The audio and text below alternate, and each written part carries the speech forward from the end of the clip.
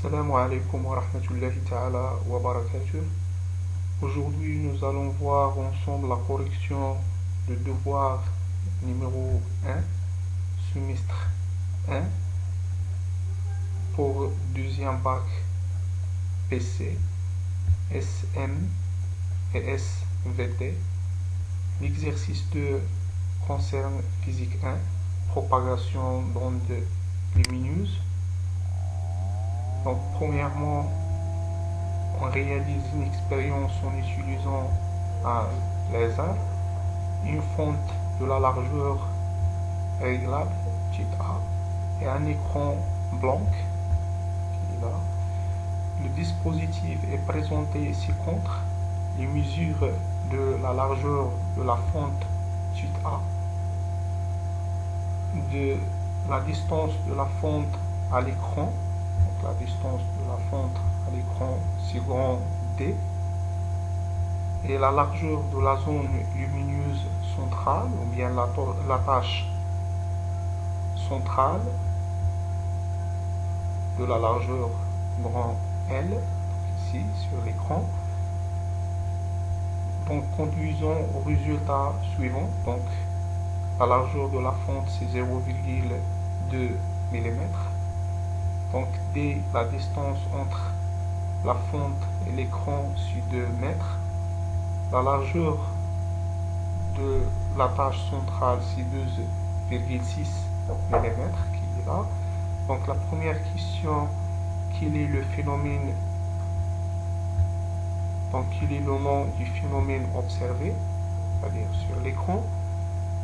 Deuxième question, l'angle θ, c'est l'écart angulaire, étant petit et on exprime exprimé en radians.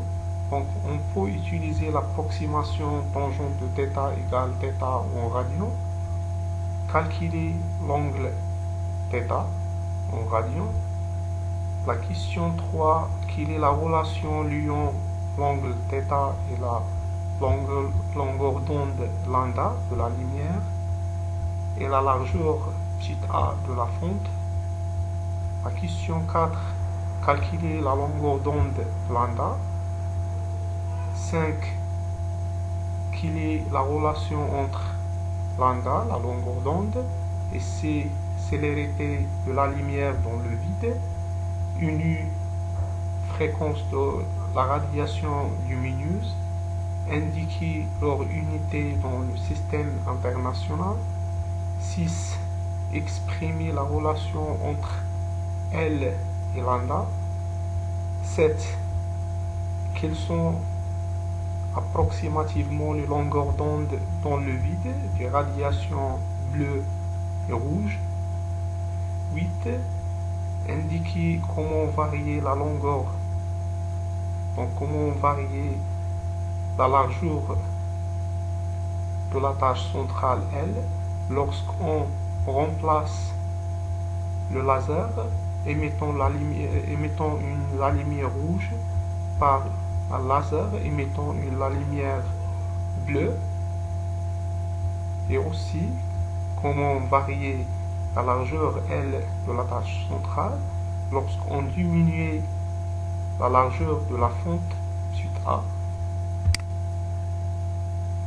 9, on envoie sur un prisme, qui est là, un prisme de verre, un rayon lumineuse blanche.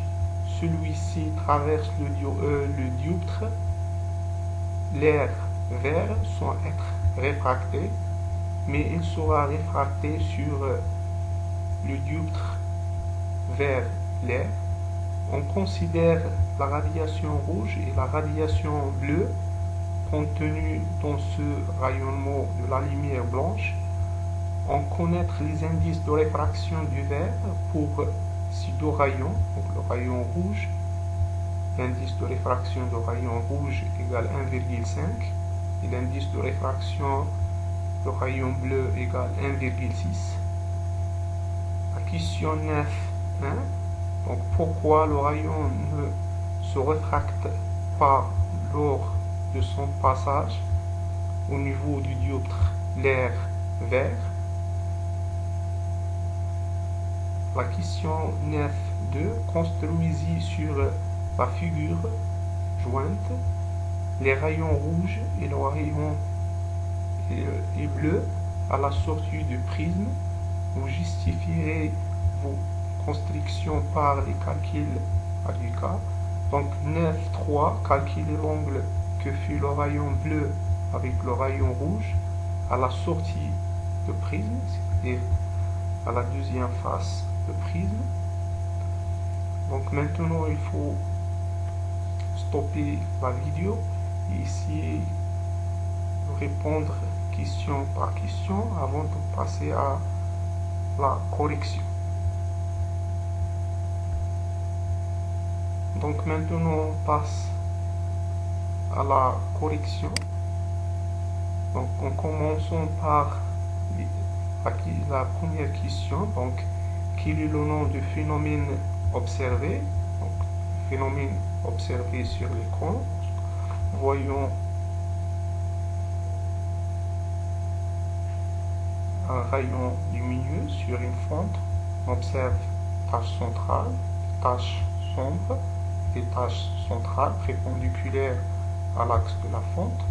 Donc le phénomène observé, c'est le phénomène de diffraction de la lumière.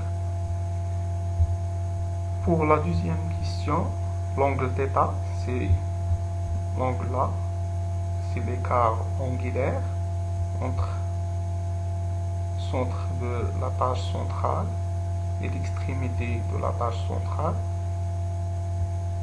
Donc exprimé en radians. Donc on peut utiliser l'approximation tangente de θ égale θ en radian. Donc maintenant il faut calculer θ. Donc pour cela, nous pouvons regarder ici, triangle rectangulaire ici. Donc nous pouvons écrire tangente de θ égale cette distance là, L sur 2, L sur 2 sur D. Donc la distance qui est là, c'est la distance entre la fente et l'écran. Donc on écrit tangente de θ égale L2 sur D. Donc comme θ étant petit, donc alors tangente de θ toujours égale à peu près θ en radian. Donc θ égale L sur 2D. On a déjà la valeur de L qui est égale, on fait l'application numérique. Donc θ égale 12,6. Ici il y a millimètres, nous exprimons en mètres. Donc multiple par 10 puissance moins 3 sur 2 fois D, donc D en mètres, 2 mètres. Puis le calcul, on trouve la valeur de θ égale 3,15, 10 puissance moins 3 radians. Donc pour la question 3, donc quelle est la relation entre l'angle θ et la longueur d'onde lambda et la largeur petite a de la fente. Donc on a déjà montré dans le cours et vous avez déjà aussi vu dans le cours la relation entre les trois grandeurs, donc telle que θ, l'écart angulaire, toujours égal à la longueur d'onde sur la largeur de la fente. Donc on écrit θ égale lambda sur A. Donc θ toujours en radian, la longueur d'onde en mètres et A, la largeur de la fente aussi en mètres. Pour quatrième question, donc calculer la longueur d'onde. Donc on a déjà déterminé la valeur de l'écart angulaire θ dans la première ou bien la deuxième question. Et on a déjà aussi dans la troisième question, on a écrit la relation entre θ, lambda et A. Donc à partir de cette relation, nous pouvons déduire la longueur d'onde. Donc on écrit, donc on a θ égale lambda sur 2, ce qui implique que lambda égale θ fois A. Donc d'après la deuxième question, on a déterminer θ, donc θ égale 3,15 10 puissance moins 3 radians. Application numérique, on trouve lambda égale 0,63 10 puissance moins 6 mètres. Donc on exprime en nanomètres, c'est égal 630 nanomètres. Donc cette longueur d'onde correspond à la longueur d'onde du rayonnement rouge, parce que le rayonnement rouge dans l'intervalle à peu près de 610 jusqu'à peu près 780 nanomètres. Donc pour la question 5, donc quelle est la relation entre lambda et célérité C, célérité de la lumière dans le vide, c'est-à-dire la vitesse de propagation. Donc C, c'est la vitesse de propagation de la lumière dans le vide, une fréquence de la radiation lumineuse. Donc on sait que la vitesse toujours égale la distance sur le temps. Donc ici dans ce cas-là, C égale lambda sur T, donc longue lumineuse sinusoïdale périodique. Donc C égale lambda 0, donc dans le vide on note lambda 0 sur T, donc égale aussi lambda 0 fois nu, donc ce qui implique que lambda 0 égale C sur nu. Donc toujours la longueur d'onde en mètres, la vitesse de propagation ou bien célérité en mètres par seconde et la fréquence en hertz. Pour la question 6, exprimer la relation entre L, ici c'est grand L, la largeur de la tâche centrale, et lambda. Donc on a déjà utilisé, ou bien dans la question 2, on a montré la relation entre θ et pi et L, tel que θ égale L sur 2D. Et pour la question 3, on a θ pi 4, donc θ égale lambda sur A. Donc à partir de deux relations, nous pouvons déduire la relation entre L et lambda. Donc on a deux relations. À partir du 2, nous pouvons déduire que L égale 2D fois lambda sur A.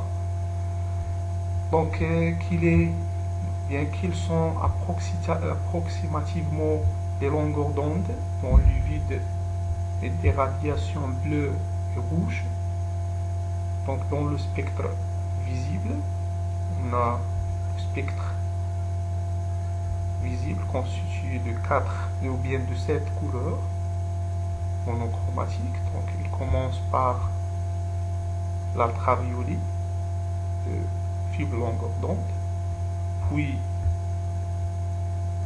l'indigo, le bleu, le vert, le jaune, l'orange et dernièrement c'est le rouge. Avant l'ultraviolet c'est le rouge.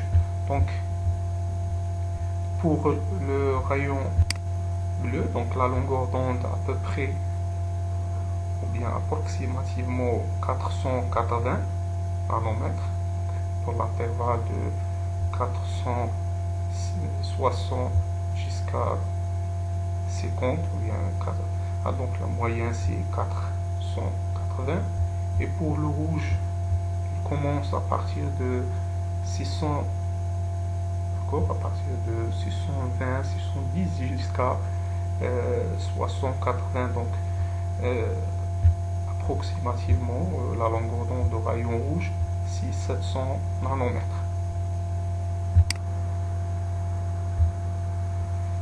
Pour la question 8, indiquer comment varier la largeur L de la tâche centrale lorsqu'on remplace le laser émettant une lumière rouge par un laser émettant la lumière bleue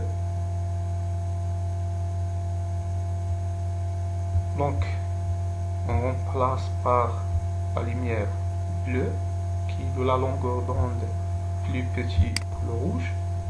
Donc, et on a déjà la relation entre la largeur de la tâche centrale, donc L égale 2 D fois lambda sur A. Donc, lorsqu'on remplace lambda R qui est grand pour le rouge par ce qui est petit, donc la largeur de la tâche centrale va diminuer car là il est diminué. D'accord? Donc, par conséquence, nous pouvons déduire que la largeur de la tâche centrale dépend de la couleur de la lumière utilisée, et aussi chaque couleur est caractérisée par la longueur d'onde dans le vide lambda 0.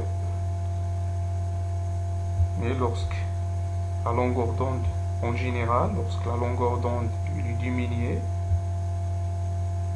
la largeur de la tâche centrale est aussi diminuée. Donc, il est plus petit pour l'ultraviolet, il est plus grand pour le rouge à l'extrémité du spectre visible. Donc, pour la deuxième partie de la question 8, donc indiquer comment varier la largeur de la tâche centrale lorsqu'on diminue la largeur de la fente. Donc ici, la largeur de la fente est réglable lorsqu'il est diminué. Donc la largeur de la tâche centrale va varier. Donc à partir de cette relation, nous pouvons remarquer que L est inversement proportionnel avec A. Donc lorsque A il est diminué, L va augmenter. Donc la largeur de la tâche centrale augmente. Et l'inverse. D'accord? Donc lorsque A il est diminué, la largeur de la tâche centrale augmente. Et l'inverse. Donc car L elle est inversement proportionnelle avec petit A. Pour la deuxième partie de l'exercice concernant le prisme, donc on envoie sur un prisme de verre un rayon de la lumière blanche. Celui-ci traverse le dioptre, l'air vert. Donc le dioptre plutôt, c'est la surface de séparation entre deux milieux transparents d'indices de réfraction différentes. Ici, il y a le dioptre, l'air vert, et aussi l'autre dioptre qui est là, c'est le vert, l'air. Il y a deux dioptres. Donc, celui-ci traverse le dioptre, l'air vert, sans être réfracté, mais il sera réfracté sur la dioptre, ou bien le dioptre vers l'air, c'est-à-dire sur la deuxième face de prisme. Donc on considère la radiation rouge et la radiation bleue contenues dans ce rayon de la lumière blanche. On connaît les indices de réfraction du verre pour ces deux radiations. Donc l'indice de réfraction pour le rayon rouge égale 1,5 et pour l'autre égale, pour l'indice de réfraction pour le rayon bleu égale 1,6. Donc pour la question 9, pourquoi le rayon ne se réfracte pas lors de son passage au niveau du dioptre l'air vert, ici. Donc nous pouvons remarquer que le rayon incident il est perpendiculaire au dioptre l'air vert. Donc l'angle d'incidence I, donc l'angle d'incidence, il est le raison bien la normale sur le dioptre, il est aussi confondu avec le rayon. Donc l'angle d'incidence ulinile, c'est-à-dire I égale à 0. Donc d'après la loi de réfraction, la loi de Descartes de réfraction, donc on écrit sinus I égale N sinus R. Donc puisque sinus I égale à 0, c'est-à-dire sinus R égale à 0, c'est-à-dire R égale à 0. Donc pour cela, le rayon ne réfracte pas sur le dioptre l'air vert. D'accord? Donc, s'il y a le rayon, il est perpendiculaire à la surface de séparation, donc ce qui implique que l'angle incident est nul. Or, d'après la loi de réfraction, la loi de Descartes de réfraction, sinus I égale 1 sinus R, donc ça égale à 0, donc sinus R égale à 0 implique R égale à 0, ce qui implique qu'il n'y a pas de réfraction sur la première face du dioptre. Donc pour la question 9.2, donc construisez sur la figure jointe les rayons rouge et bleu à la sortie du prisme. Vous justifierez vos constructions par des calculs ADUCA. Donc on a déjà l'angle d'incidence qui est ici I égale à 0 et petit r égale à 0. Donc d'après la deuxième loi, première loi, bien la première formule du prisme.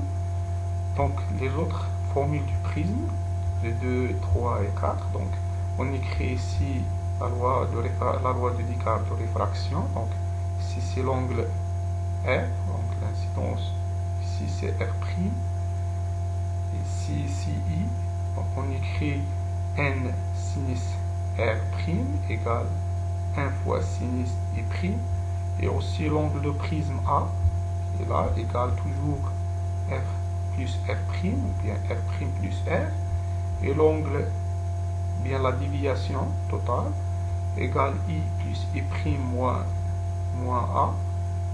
Donc, à partir de la figure, ici, nous pouvons lire l'angle de réfraction. Donc, ici, il y a la normale sur le dioptre vers l'air et le rayon incident, ici.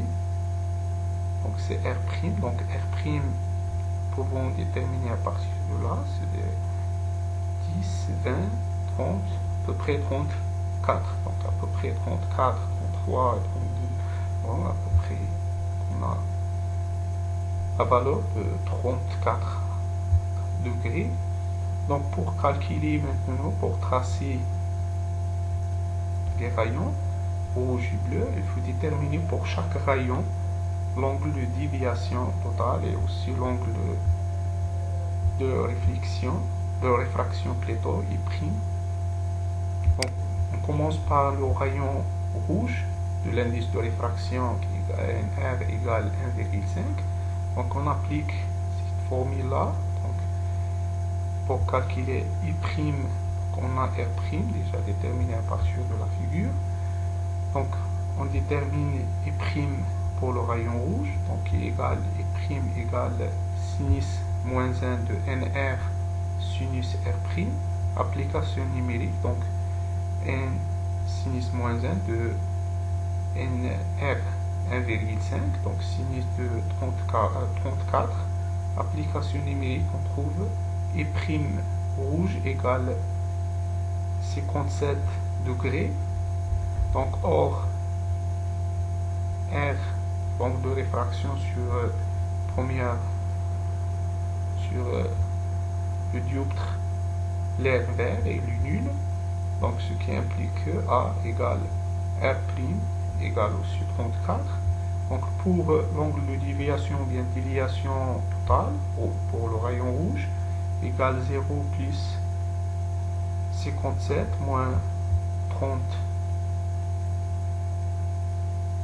moins 34 qui égale 23 degrés. Donc, déviation pour le rayon rouge, c'est aussi 23 degrés.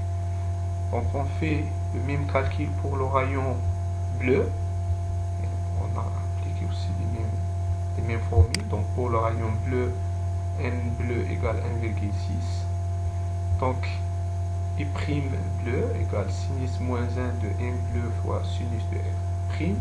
Application numérique, on trouve I' B égale 63,5 degrés. Et aussi, on a A égale 34. Donc, on applique cette formule-là pour déterminer déviation pour le rayon bleu. Donc, c'est 0 plus 63,5 degrés moins 34. Et là, donc moins 34 égale 29,5 degrés. Donc, maintenant, nous pouvons tracer, bien construire les rayons rouges, puis le rayon bleu. Donc pour le rayon rouge, on a l'angle de déviation totale, c'est 23. Et aussi, nous pouvons utiliser I' et prime, c'est l'angle entre la normale qui est là et l'angle entre la normale et le rayon réfracté qui est là. Donc cet angle, c'est 57. Donc si c'est 10, 20, 30, 40, 50, donc 57, il est là. Donc on trace le rayon rouge. Donc après, donc ici I' rouge qui est égal 57 degrés. Donc pour le rayon bleu, on fait la même chose. Donc on trace l'angle I'B qui est 63,5. Donc à partir de ça, de la normale. Donc 10, 20, 30, 40, 50, 56,3. Donc il est là. Rayon. Donc on trace le rayon bleu. Donc, le rayon bleu qui est ici. Donc l'angle I' rouge qui est là et l'autre qui est ici.